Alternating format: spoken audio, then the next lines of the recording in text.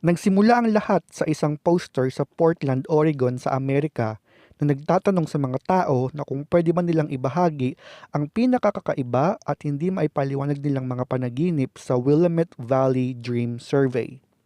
Ang poster ay nakita sa isang lumang poste ng telepono at sa ibaba ng papel ay may phone number na nakalagay na pwedeng i-dial ng taong gustong magbahagi ng kanilang mga panaginip gamit ang voicemail.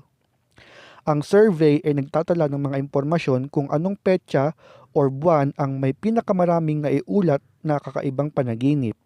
Ang poster ay naging usap-usapan online dahil walang nakakaalam kung sino ang nagpasimuno ng survey na to at kung para saan ito. Kahit i-google mo mismo ang impormasyon tungkol sa survey na ito ay wala pa ring resulta. Ang phone number naman sa ibaba ng papel ay dating phone number ng isang eskwelahan na nag-organize ng summer camp para sa mga bata. Ayon sa school director ng Sophie Scholl Schule na dating nagmamay-ari ng phone number ay matagal na nilang hindi ginagamit ng phone number na iyon. At ang poster na to ay nananatili pa ring misteryo.